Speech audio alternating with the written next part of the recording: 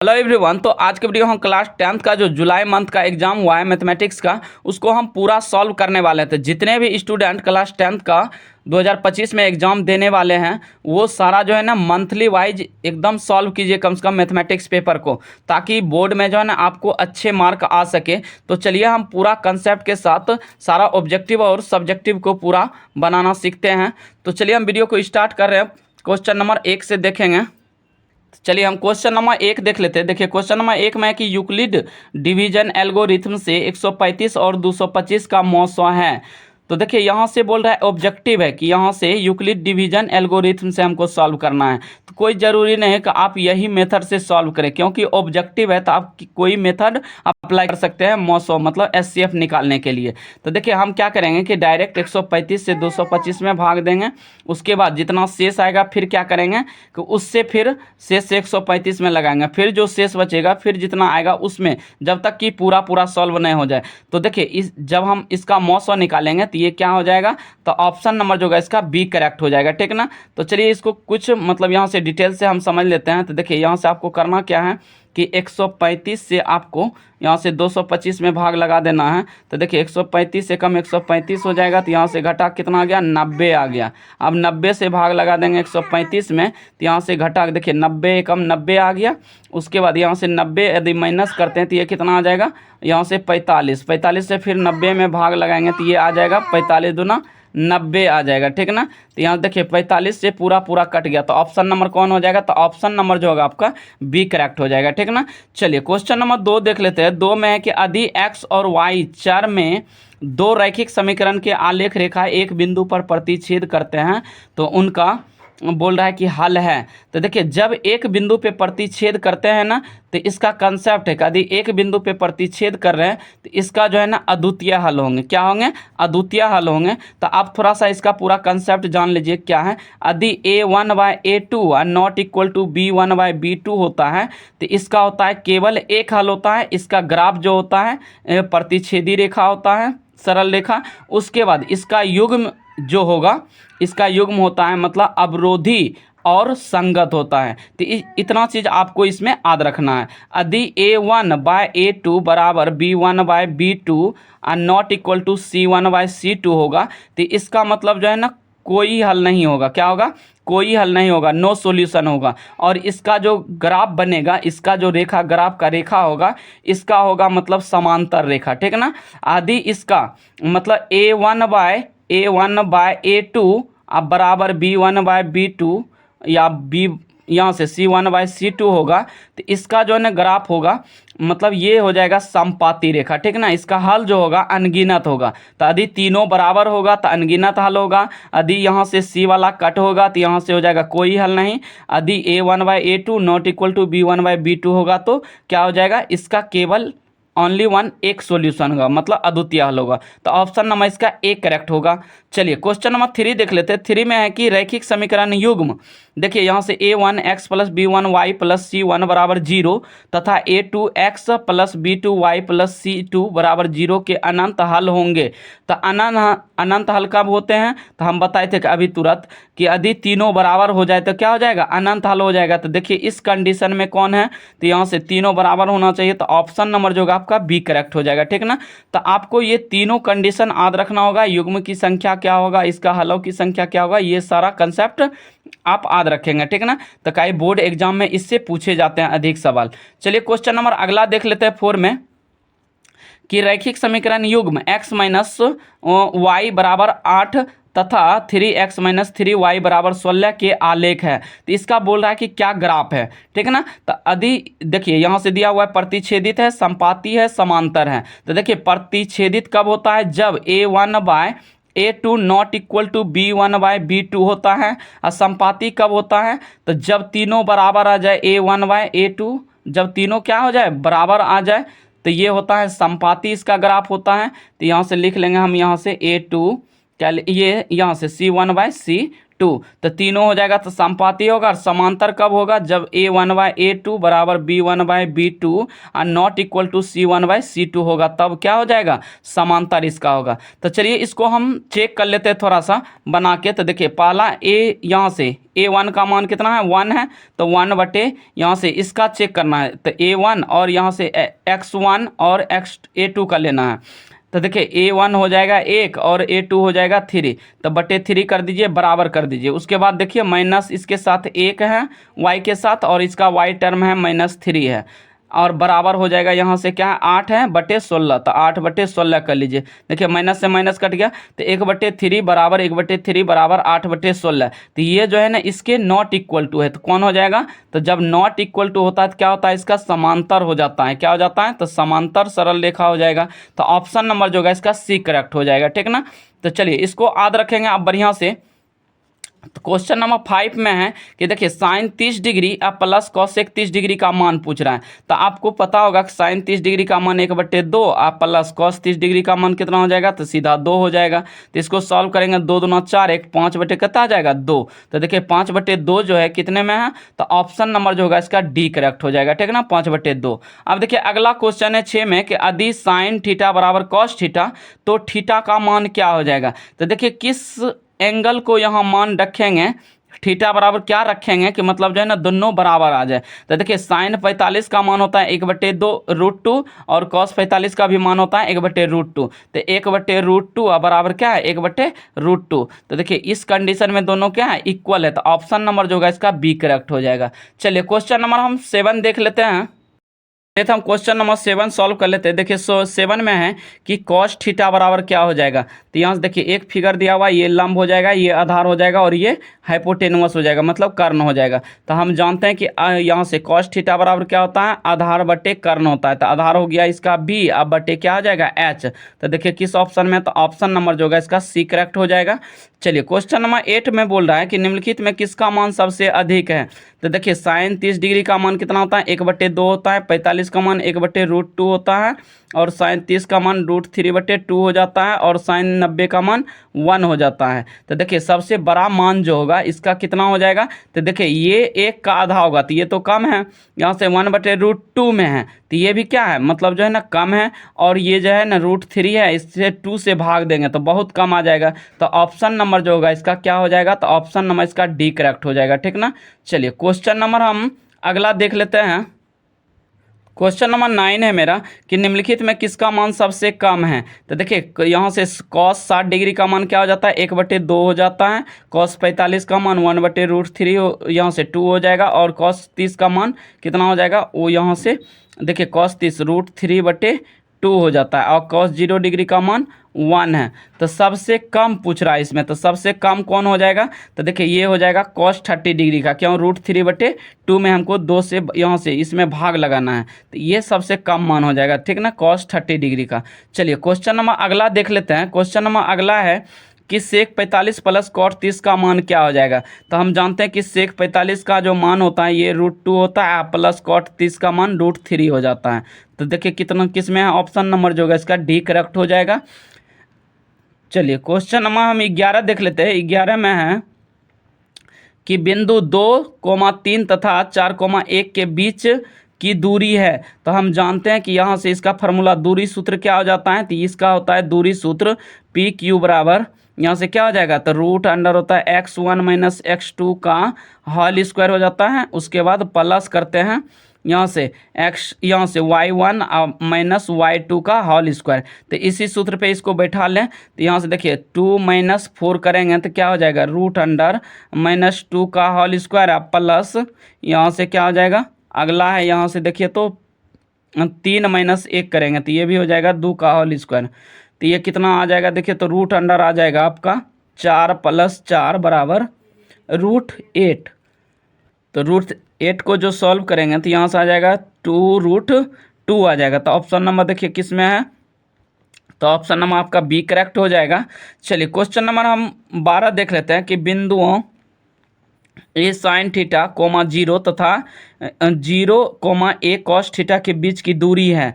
तो देखिए जब भी ऐसा क्वेश्चन जो है ना बोर्ड में भी रिपीट किया जाता है तो आप लोग इसको ध्यान से बनाइएगा। तो यदि हम इसको सॉल्व करेंगे तो देखिए दूरी सूत्र पे लेंगे तो ये साइन स्क्वायर यहाँ से क्या हो जाएगा, इसमें से हम जीरो को माइनस करेंगे तो यही हो जाएगा, तो ए स्क्वायर हो जाएगा साइन स्क्वायर थीटा हो जाएगा। उसके बाद प्लस, अब देखिए इससे हमको क्या करना है, माइनस करना है, और स्क्वायर करेंगे तो ये हो जाएगा A square cos square theta. तो अब देखिए इसको ए क्या करते हैं, कॉमन ले लेते हैं, तो यहाँ से हो जाएगा A square into sine square theta plus cos square theta हो जाएगा। तो अब देखो इसका मान हम जानते हैं कि sign square theta plus cos square theta का मान 1 के इक्वल हो जाता है। तो यहाँ से लिख लेंगे रूट अंडर ए स्क्वायर सिर्फ बचेगा, इसका तो मान 1 हो गया। तो जब ए स्क्वायर को रूट से बाहर करेंगे तो क्या आ जाएगा, ए आ जाएगा। तो ऑप्शन नंबर जो होगा इसका क्या हो जाएगा, तो ए नंबर करेक्ट हो जाएगा। चलिए क्वेश्चन नंबर हम अगला देख लेते हैं। क्वेश्चन नंबर अगला है कि समकोण त्रिभुज में लंब पी आधार बी तथा कर्ण एच के बीच संबंध होता है। तो हम जानते हैं कि एच स्क्वायर बराबर जो होता है ये होता है P square plus B square. तो ऑप्शन नंबर ए करेक्ट हो जाएगा। चलिए क्वेश्चन नंबर 14 है कि बिंदु ए बी तथा माइनस ए और माइनस बी के बीच की दूरी क्या है। तो हम इसको सॉल्व कर लेंगे। तो देखिए रूट अंडर आ जाएगा, तो ए माइनस ए माइनस माइनस मिलके प्लस, तो ए यहाँ से क्या आ जाएगा, तो 2a का होल स्क्वायर प्लस यहाँ देखिए बी माइनस माइनस मिलके हो जाएगा प्लस, तो 2b हो जाएगा इसका होल स्क्वायर। तो देखिए रूट अंडर कितना आ जाएगा, तो 4a स्क्वायर प्लस यहाँ से 4b स्क्वायर। तो यदि इसको क्या करते हैं 4 को कॉमन लेंगे तो ये हो जाएगा a square plus b square. तो यहाँ से जब 4 का रूट से बाहर करेंगे तो कितना आ जाएगा 2 और root under a square plus b square आ जाएगा। तो ऑप्शन नंबर जो होगा कौन हो जाएगा, तो ऑप्शन नंबर आपका बी करेक्ट हो जाएगा, 2 इंटू रूट अंडर ए स्क्वायर प्लस बी स्क्वायर। चलिए क्वेश्चन नंबर अगला देख लेते हैं। तो क्वेश्चन नंबर अगला है कि साइन 60 डिग्री इंटू कॉस यहाँ से 45 इंटू कोसेक 45। तो इसका मान बता दीजिए। तो यहाँ से हो जाएगा √3/2 मल्टीप्लाई कॉस 45 का मान कितना होता है 1/√2 गुना कॉसेक 45 का मान क्या हो जाता है, तो ये होता है √2। तो √2 से √2 कट गया तो हो जाएगा √3/2। तो किस में हो जाएगा, तो ऑप्शन नंबर जो है बी करेक्ट हो जाएगा। चलिए क्वेश्चन नंबर 16 में है कि सभी वृत्त और वर्ग होते हैं, तो ये होते हैं समरूप। हमेशा ध्यान रखना है कि ये क्या होता है, सिमिलर होता है, ठीक ना। चलिए क्वेश्चन नंबर हम 17 देख लेते हैं। क्वेश्चन नंबर 17 में है कि यदि ए बी सी तथा यहाँ से त्रिभुज डी ई एफ में कौन ए कौन डी, देखिए कौन ए जो है ना किसके बराबर है, डी के, कौन बी जो है ई के बराबर है और सी जो है एफ के बराबर है, तो ए बी बटे डी ई का मान होगा। तो चलिए हम यहाँ से 2 त्रिभुज बना लेते हैं। देखिए एक हो गया क्या मेरा ए बी सी, तो ए बी सी बना लीजिए। दूसरा जो है ना डी ई एफ है, तो दूसरा बना लेंगे हम डी ई एफ, ठीक ना। अब देखिए इसमें क्या बोल रहा है, कौन ए बराबर कौन डी है। कौन ए बराबर जो है डी है, बी बराबर मतलब क्या है ई है, उसके बाद सी बराबर जो है यहाँ से एफ है।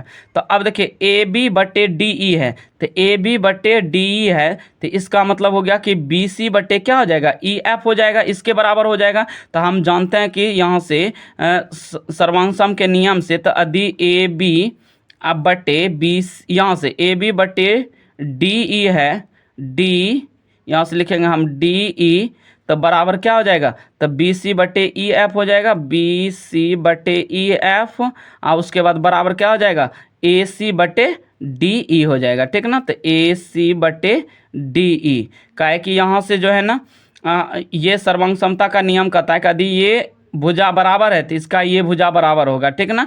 और बी सी बराबर है तो इसका ई सी मतलब ई और एफ जो है ना बराबर हो जाएगा। तो देखिए बी सी बटे ई एफ बराबर ए सी बटे डी ई किस में है, तो ऑप्शन नंबर जो होगा आपका यहाँ से ए करेक्ट हो जाएगा। देखिए बी सी बटे ई एफ बराबर सी ए बटे यहाँ से हो जाएगा यहाँ से डी एफ ना हो जाएगा, हाँ डी एफ है ये, सॉरी यहाँ पे एफ हो जाएगा, ठीक। चलिए क्वेश्चन नंबर हम अगला देख लेते हैं। तो क्वेश्चन नंबर अगला है 18 में कि केंद्रीय कोण वाले त्रिज्य खंड का क्षेत्रफल होता है। तो देखिए इसका आपको क्या करना है, सूत्र लिखना है। तो सूत्र बताना था, तो इसका सूत्र जो होता है त्रिज्य खंड का क्षेत्रफल ये होता है थीटा बटे 360 गुना पाई आर स्क्वायर होता है, ठीक ना। ऑप्शन नंबर जो है इसका बी करेक्ट हो जाएगा। यदि इसी में पूछता त्रिज्य खंड का मतलब जो है ना लंबाई क्या, ये चाप का लंबाई क्या हो जाएगा, तो इसका होता है थीटा बटे यहाँ से 360 यहाँ से थीटा बटे 360 गुना 2 पाई आर हो जाता है, ठीक ना। तो चलिए हम अगला क्वेश्चन देख लेते हैं। अगला क्वेश्चन है कि केंद्रीय कोण 60 डिग्री और त्रिज्या 84 वाले त्रिज्यखंड की चाप की लंबाई। तो देखिए यहाँ चाप की लंबाई पूछ ही दिया है, तो इसका चाप की जो लंबाई का फार्मूला होता है ये क्या होता है, थीटा बटे 360 डिग्री गुना होता है यहाँ से 2 पाई r। तो इस पे इसको सॉल्व करेंगे ना, इसी पे जब मान रख के सॉल्व करेंगे तो आपका यहाँ से क्या आ जाएगा, सी नंबर करेक्ट आंसर हो जाएगा।